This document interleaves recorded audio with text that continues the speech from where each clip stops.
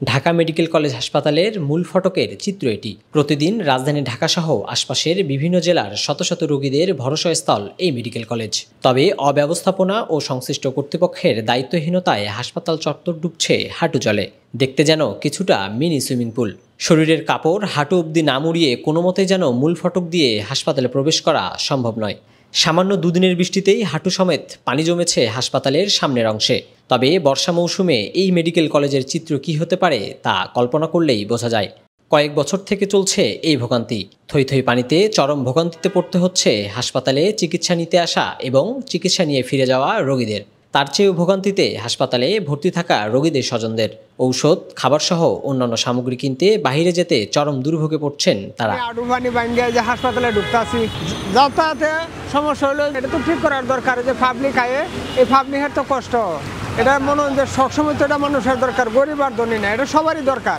নিরুপায় হয়ে অনেকেই ময়লা পানিতে পানা ভেজাতে হাসপাতালের মূল গেট থেকে 10 টাকা ভাড়া দিয়ে হাসপাতালের ভিতরে যাচ্ছেন। এই ময়লা পানিতে পা ভেজালে চুলকাচ্ছে পা।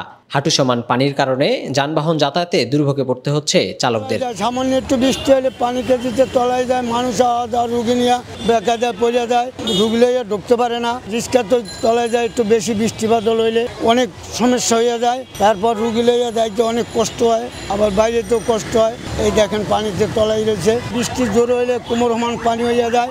এর একটা গুরুত্বপূর্ণ একটা জায়গা যদি এইভাবে পানি হয়, তা কীভাবে মানুষ আসা যাওয়া করবে।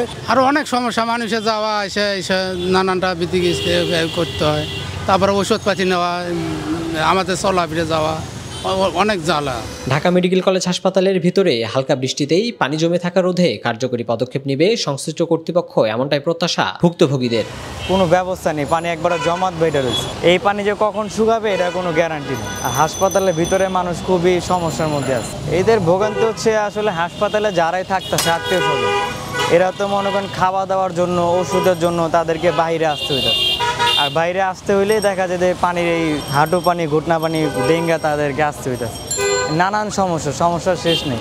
কিন্তু এই পানি যে যাবে, এই যাওয়ার মতন এখানে কোনো ড্রেন বা কোনো পর্যাপ্ত পরিমাণে ব্যবস্থা নেই। পানিটা জমাট বের রয়েছে। হাসপাতাল একেবারে অবস্থা খারাপ। মানুষ বের হলে কোনো একমাত্র ওয়ে নেই যে শুকনা কোনো ওয়ে আছে, এই পানি পাড়ায় বের হইতে হবে। লোটাস আহমেদ, বার্তাবাজার, ঢাকা।